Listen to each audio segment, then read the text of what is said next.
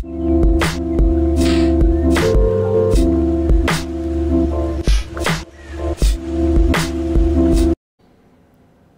안녕하십니까. 평생투자 파트너 회원관리팀입니다. 네, 오늘은 그 윌리엄 오닐의 최고의 주식, 최고의 타이밍 제 3편을 소개를 해드리겠습니다. 지금 현재 그 윌리엄 오닐의 최고의 주식, 최적의 타이밍 118페이지까지 나와 있는 지금 현재 차트 설명이죠. 차트 설명을 설명드리고 있고, 이 차트에서 주석이 많이 달려 있어요. 제가 저번 시간에도 한번 설명을 해드렸는데, 설명들이 많이 나와 있는데 중복되는 것들을 제외하고 앞으로 새로운 어떤 이론들과 법칙들을 추가적으로 좀 설명을 해 드리려고 합니다. 그 과정에서 컷 패턴과 깃발형, 그리고 10주 이평선의 어떤 되돌림 자리, 이런 부분들은 이미 말씀드렸고 그만큼 많이 중복된다라고 해서 더 이상 다루지 않겠다라고 말씀을 드렸고, 그 나중에 그 다음 이제 이론 부분 설명에 좀 그 컷 패턴에 대한 예를 들어서 뭐 부분에서 좀 상세하게 좀 풀어서 설명하는 게 있어요. 그런 것들을 제가 좀 다뤄 드릴 거고, 거기서 다시 한번 다뤄 드릴 거고, 네, 여기 차트에서는 그런 매수 관점보다 이제는 새로운 부분이 보유 관점과 그리고 매도 관점, 그리고 매수 불가 사유, 이렇게 나눌 수가 있겠더라고요. 그래서 여기에서 제가 이렇게 좀 요약을 해 놓은 것은 한마디로 중복되는 경우가 많아서 제가 좀 써놨습니다. 그래서 이걸 한번 보시자면요, 페이지랑 이렇게 다 좀 적어 놨었는데요.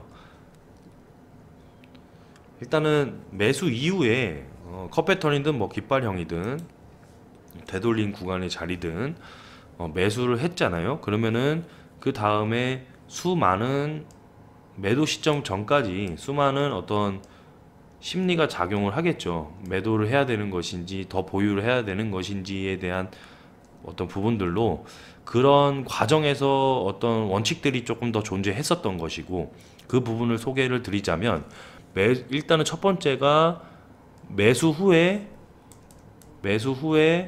주가는 빠질 수 있다. 근데 마이너스 8% 이상 빠지지 않는 것이 정확한 매수 포인트였다라고 표현을 하고 있는 것이죠.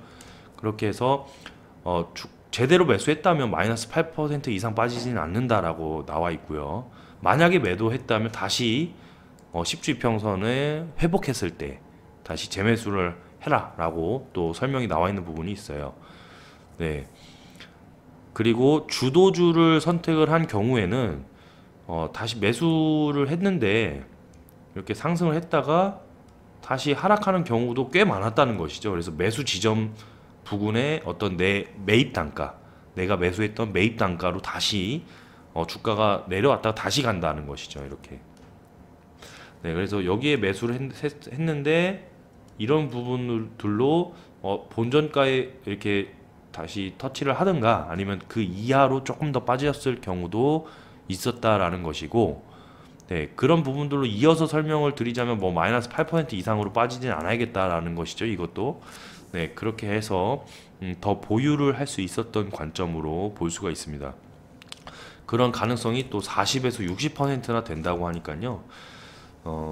매수 적정 시기마다, 그러니까 매수를 계속적으로 분할 매수 하니까 이런 여러 가지 패턴들이 있는데, 그 중에서 다시 본전가에 왔었다 전에, 네, 그런 표현을 하고 있습니다. 그리고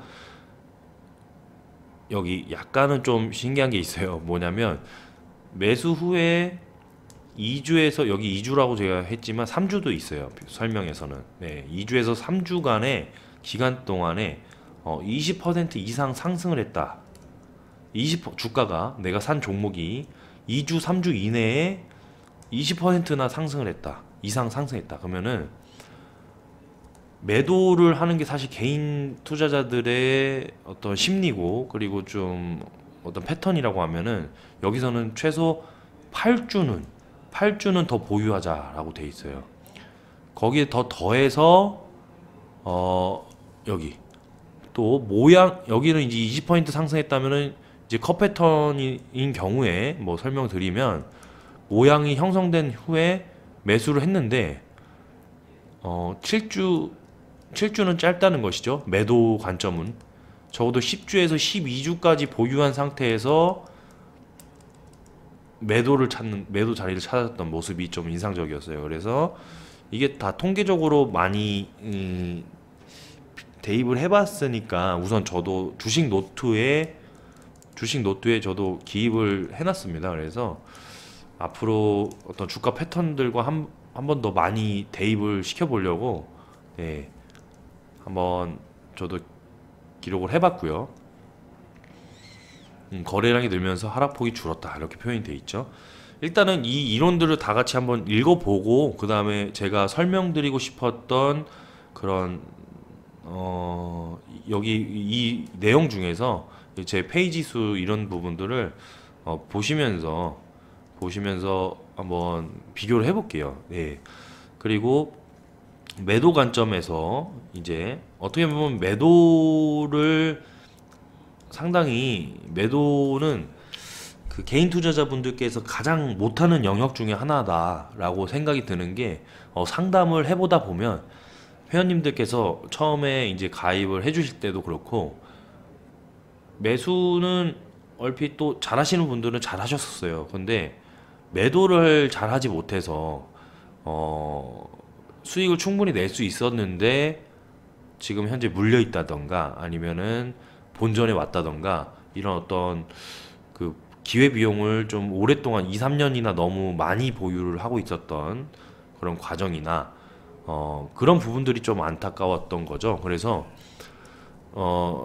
이 매도 관점에서 특히 좀 주목을 하실 수도 있는데 우선은 이렇게 최고의 주식의 패턴들을 나와 있는 그런 패턴들이 캔슬림 그리고 컷 패턴, 깃발, 10주 이평선, 되돌림 자리 이런 여러 가지 패턴들로 매수를 분할적으로 계속 했다면 이제 고점 부근에서 어떻게 하면 잘 매도를 할 수 있을까라는 것이잖아요. 근데 저희가 뭐 여러 가지 패턴들 기초 강의에서 설명을 드렸던 대로 뭐 헤드앤숄더라든지 뭐 추세선 이탈이라든지 이런 부분들로 충분히 매도 자리를 같이 볼 수 있는 관점으로 그런 어떤 주식 노트에 하나씩 더 끼워 놓아가지고 나중에 내가 산 종목들이 어떤 패턴으로 이어졌는지 또 이평선을 이탈할 때인지 아니면 보조 지표를 활용했는지 네, 그런 부분들과 같이 함께 한번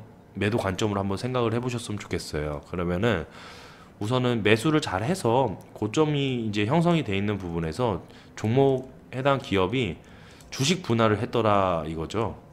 주식 분할을 했다.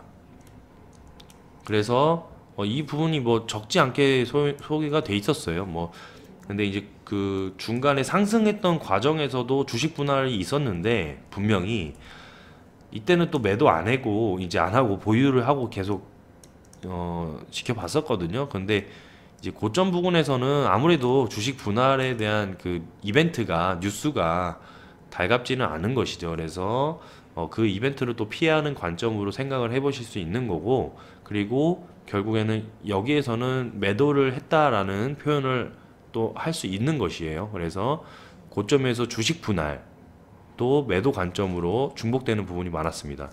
그래서 매도를 해서 수익을 실현했던 부분이었고요. 26페이지에서 27페이지 네, 사례를 대입해 보시면 되겠고 고점에서 이것도 마찬가지로 고점에서 소진 갭이라고 하는 것이 한마디로 갭 상승을 하는 것이에요. 주간 차트 상의 갭 상승도 상당히 28페이지 보시면 어마어마했거든요.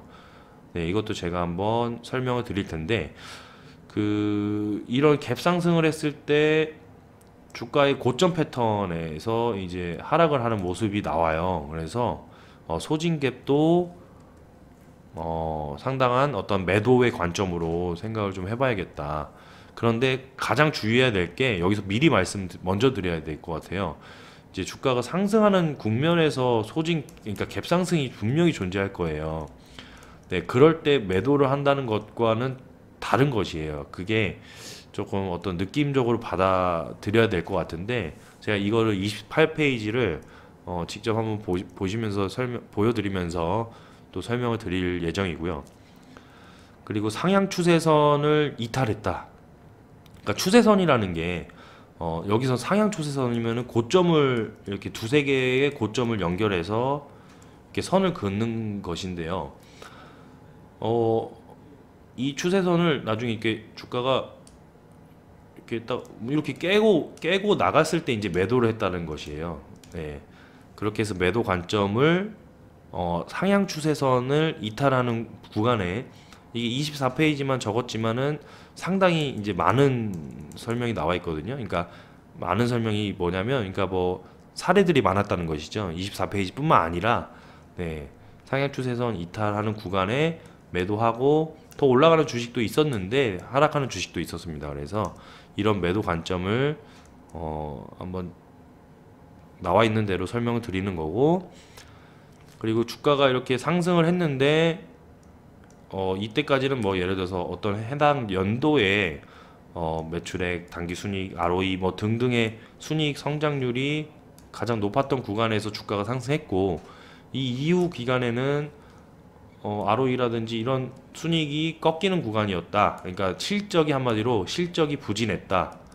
실적이 부진하면은 매도 자리를 본다라는 것이죠. 그래서 실적이 부진하고 이런 어떤 패턴들에 있어서 어떤 구간을 깨는 구간, 네, 그런 구간에 매도를 했다라는 표현이 나와 있어요. 실적이 부진해서 고점 부근에서 한마디로 팔았다라는 것이고, 그리고 최후의 정점 6주 안에 2배로 올랐다라는 표현이 있는데, 이 부분은 나중에 이것도 마찬가지로 좀 한번 더 언급을 해드려야 될 것 같은 게, 저희 평생투자에서도 2달 이내에 70%에서 100% 단기 급상승을 한 종목은 매도 관점으로 본 경우가 있다고 그때 이제 대표 애널리스트님 강의에서도 설명을 드렸던 적이 있어요. 근데 이제 적어도 50% 이상 상승을 2달 이내에 급성장을 했다면 나중에 이제 고점 징후의 마지막 하이라이트, 어떤 피날레를 장식하는 그런 느낌으로 받아들이시면 될 것 같은데, 예, 그런 부분들도 나중에 설명을 또 더 해드리겠습니다. 그래서 매도 관점으로 여기 표현이 돼 있는 대로 지금 제 어떤 주관적인 해석 없이 여기 책에 나와 있는 대로 제가 적은 겁니다. 그래서 여기 6번째는 매도 관점에서는 고점 돌파를 나중에 이제 고점 부근에서 해당 고점 돌파를 실패하고 주가가 좀 하락했는데 거래량이 증가했다. 그래서 주가가 하락할 때 거래량이 증가하면, 기초 강의에서도 말씀드렸죠. 매도 관점으로 보는 거. 네, 그 부분이 뭐 중복이 되겠습니다. 네, 매수 불가 사유에는요 상당히 많이 나와 있습니다. 쐐기형이라는 것도 직접 뭐 포털 사이트에 검색을 해봐서, 뭐 아까 말씀드린 뭐 소진갭이라는 것도 좀 생소하시면 검색해 보시면 다 이론이 나와 있어요. 쐐기형도 마찬가지입니다. 네, 뭐 사례들이 많아요. 쐐기형 패턴에는 매수 불가.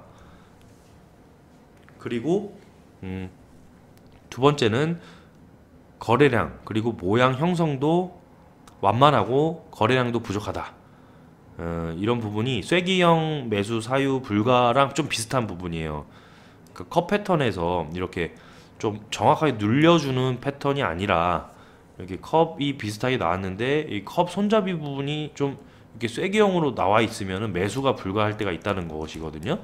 특히 네, 그런 부분에서 모양 형성도 완만하고 이런 표현들도 있어요. 그래서 이런 부분에서 또 전고점을 깨는 그런 거래량이 나오지 않는, 거래량도 부족한 경우가 있으니까 당연히 매수 불가가 되겠죠.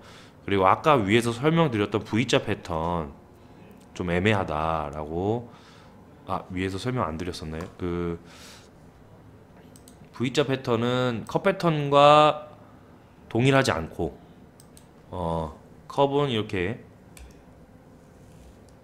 컵 패턴과 동일하지 않고 이런 식으로 V자 패턴으로 이루어졌다는 이거죠. 네, 사실 이거는 좀 난해합니다. 제가 설명드리기 왜냐면은 어,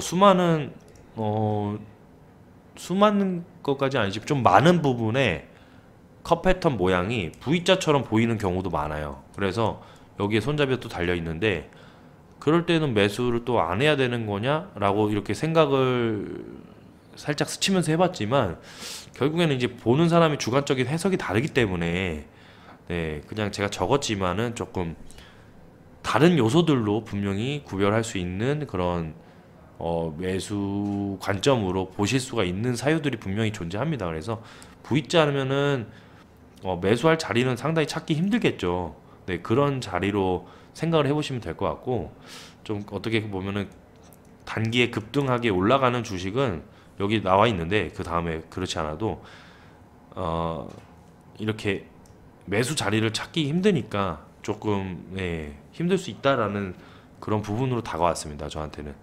그래서 단기 급등하고 또 손잡이 부분의 하락이 20%나 됐기 때문에 50페이지의 이제 사례를 보면은 손잡이 부분의 하락이 20%나 됐기 때문에 너무 많이 빠졌다. 그래서 단기에 급등한 주식과 손잡이가 이렇게 너무 급락을 했기 때문에 온전한 이제 컷 패턴이 아니라는 것이죠.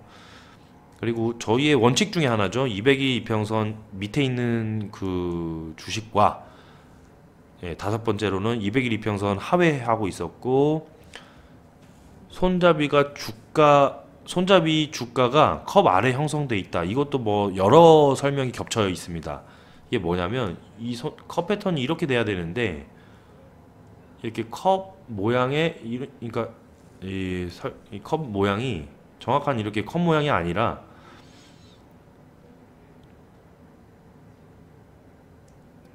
약간은 좀 컵 모양의 손잡이도 비슷한 느낌으로 다가오는 그런 모양이죠. 어떻게 보면 쌍바닥 같이 생기기도 하고 이렇게 완만하긴 한데요. 어, 이런 부분은 그러니까 온전한 컵 패턴 모양이 아닌 느낌으로 손잡이 주가가 컵 컵의 부분에 그러니까 컵 아래 부분에 형성이 돼 있다는 거예요. 그 손잡이 주가가 여기 컵 아래 부분에 형성이 돼 있다. 이렇게. 네, 이 부분에서 매수를 안 했다는 것인데 조금은 난해하죠. 네, 좀 난해합니다.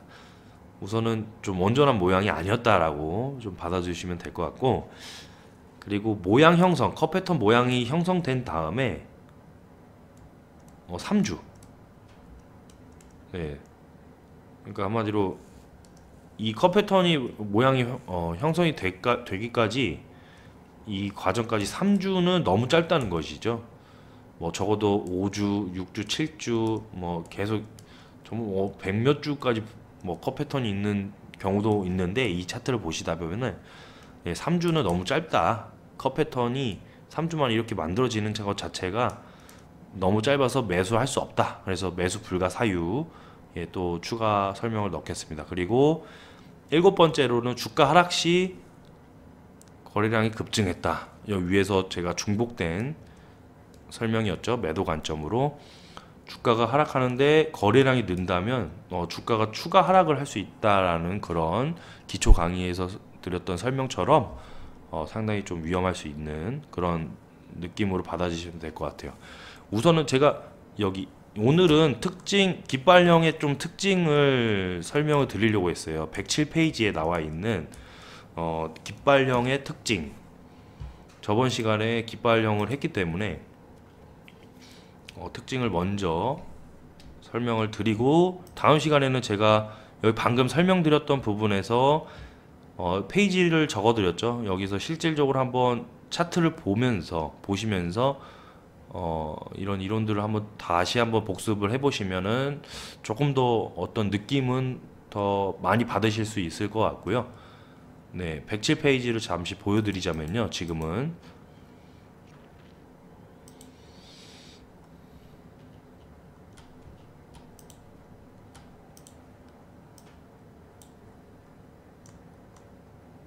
2003년도의 모습이죠. 여기는 이제 S&P 500 지수도 나와 있고, 예, 현재 지금 이 그 종목의 매수 포인트를 먼저 한번 보겠습니다. 예, 확대를 했는데 좀 보이실는지 모르겠습니다. 주가가 이렇게 형성이 쭉 나와 있다가 예, 큰 하락을 했었고요. 큰 하락을 하고 바닥을 다졌죠. 여기서 바닥을 다진 이후에 주가가 상승을 하는데, 여기서도 어떻게 보면 좀 일맥상통합니다. 여기서 뭐 특히 컷 패턴이 뭐 이렇게 여기서 손잡이가 이렇게 달렸다라고 이렇게 우길 수도 없는 것이고, 네, 이렇게 급등을 하는 모습에 이런 부분은 매수를 안 하죠. 네, 보내주고 이렇게 조정이 나온 이후에 다시 상승을 할 때부터 매수를 해도 늦지 않는 것이에요. 그래서 항상 이 어떻게 보면은 네, 이런 수익이 아까워서 접근을 하셨다가 조금 시행착오가 많을 수가 있어서 좀 더 확실할 때 매수하자는 것이 좀 윌리엄 오닐의 어떤 매수 자리가 아닌가라고 생각이 들었고, 그것은 거래량으로 또 입증을 할 수 있는 것이, 이 주가 상승 부분에서는 거래량이 오히려 말라 있었습니다. 여기에서 보시면 제가 잠깐만요.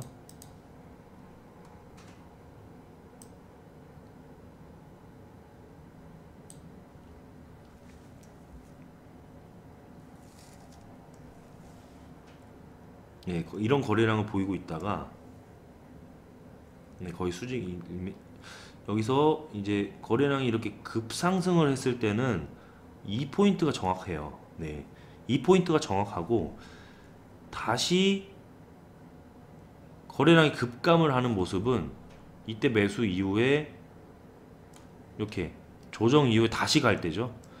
그래서 이 조정 때 거래량이 급감을 했었고,